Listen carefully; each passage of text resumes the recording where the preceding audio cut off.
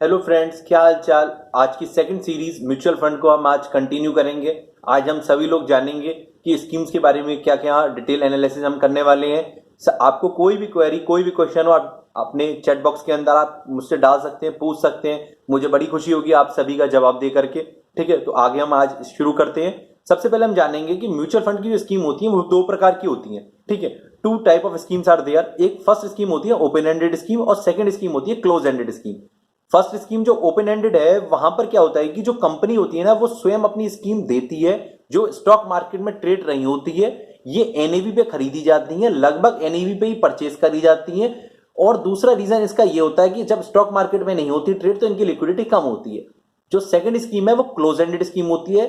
इसका सबसे बड़ा बेनिफिट ये होता है कि ये एनएफओ के रूप में निकाली जाती हैं और स्टॉक मार्केट पर ट्रेड होती हैं। बाई सेल हम कभी भी इन्हें कर सकते हैं। आगे हम बढ़ते हैं, जब जानेंगे कि क्या क्या स्कीमें म्यूचुअल फंड में डिटेल में होती हैं। यहां मैं किसी भी एएमसी प्लान के बारे में नहीं बताने वाला हूं, आपको केवल स्टैंडर्ड स्कीम के बारे में बताऊंगा, जिससे आप सभी को एक बार ये पता चल जाए स्कीम कौन कौन से प्लान अवेलेबल होती हैं जब व्यक्ति म्यूचुअल फंड में इन्वेस्टमेंट करता है। ठीक है, तो सबसे पहला जो मैं प्लान डिस्कस करूंगा आपसे वो ईएलएसएस प्लान के बारे में डिस्कस करूंगा। सबसे ज्यादा लोग इस प्लान को प्रेफर करते हैं क्योंकि जब हम टैक्स का बेनिफिट लेना चाहते हैं और जहां सबसे कम लॉक इन पीरियड हो, जो कि मात्र 3 साल, वही केवल बेनिफिट 80C का इसके अंदर मिलता है, इक्विटी लिंक्ड सेविंग स्कीम। ठीक है, ईएलएसएस जो प्लान है आपका इक्विटी लिंक्ड सेविंग स्कीम, वही जो म्यूचुअल फंड का प्लान है वो इक्विटी में इन्वेस्टमेंट करता है। गवर्नमेंट ऑफ इंडिया आपको ये कह रही है कि आप इक्विटी में इन्वेस्टमेंट करिए और 80C में छूट ले लीजिए 3 साल के मात्र लॉक इन में। अगर आप डिपॉजिट बैंक में करते तो 5 साल लगता लॉक इन, अगर आप कहीं और करते तो ज्यादा लगता। 3 साल से कम कहीं नहीं लगने वाला। अगर आप पीपीएफ भी करेंगे, पीपीएफ में भी आपको 15 साल का लॉक इन है। ठीक है, सबसे कम लॉक इन यहीं पर ही है और रिटर्न भी आपको अच्छे मिलेंगे। जब स्टॉक मार्केट में पैसा लगा रहे हैं, कैपिटल एप्रिसिएशन अच्छा मिलेगा। तो पहला आप स्कीम मेरी समझ गए होंगे। सेकंड स्कीम में आते हैं। सेकंड स्कीम जो है वो ग्रोथ स्कीम है।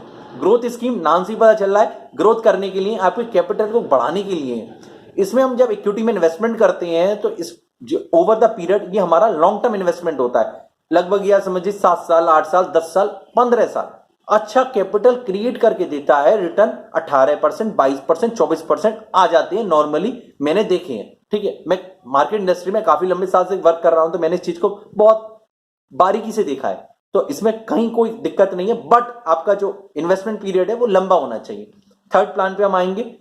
कभी कभी क्या होता है, जो थर्ड प्लान जो मैं बताने वाला हूं फंड ऑफ फंड स्कीम होती है। इसमें क्या होता है कि आप किसी प्लान में लगाने वाले हैं जो कि किसी और पर्टिकुलरली कंपनी में लगा रहा है। ठीक है, तो वो जो प्लान होते हैं वो किसी कंपनी में लगाते हैं, कहने का मतलब किसी और म्यूचुअल फंड में लगा रहे हैं, पर्टिकुलरली उन्हें कम प्रेफर किया जाता है। तो मैं उसमें डिटेल एनालिसिस आपसे नहीं करूंगा। चौथा जो प्लान है आज से सबसे ज्यादा चल रहा है वो थीमेटिक प्लान होता है। थीमेटिक प्लान किसी पर्टिकुलर थीम पर बेस होता है। एग्जांपल, आज कोविड फैला हुआ है, कोविड के समय में फार्मा कंपनियों की बल्ले बल्ले है। ठीक है, और आप ये देखेंगे कि आपको पर्टिकुलरली केवल फार्मा कंपनी के शेयर चाहिए। मान लीजिए ग्लेनमार्क का चाहिए, सिप्ला का चाहिए, बायोकॉन का चाहिए, तो आप फार्मा कंपनी के डायरेक्ट शेयर सारे के सारे ले लीजिए। क्यों आप सभी कंपनियों का शेयर लेंगे कि बैंक का लेना है, एफएमसीजी का लेना है? मैं तो सीधे फार्मा का लूंगा, तो मैं थीमेटिक स्कीम प्लान लूंगा।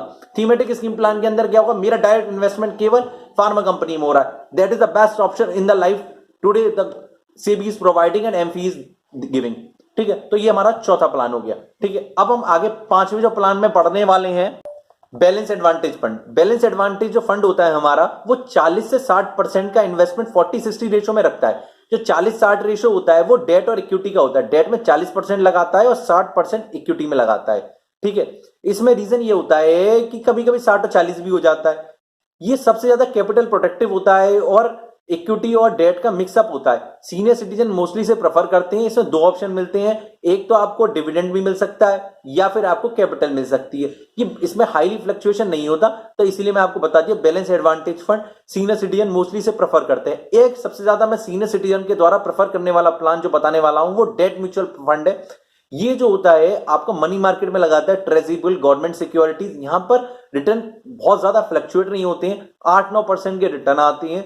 सीनियर सिटीजन मोस्टली से प्रेफर करते हैं। ठीक है, और दूसरा रीजन ये है कि इसमें कैपिटल मोस्टली प्रोटेक्टिव होती है। तो यही कुछ मैं प्लान आपको डिस्कस कर रहा, आगे कंटिन्यू करेंगे। नेक्स्ट सीरीज में आपको बहुत सारी चीजें लेके आने वाला हूं। ठीक है, तो आप बनी रहिए, जुड़िए और नए लोगों को जोड़िए जिससे सभी लोग इसका बेनिफिट लेके आए। यहां पर केवल एक पर्पस है कि सब लोगों को बेनिफिट ज्यादा से ज्यादा मैं पहुंचा सकूं। Thank you, thanks a lot sir.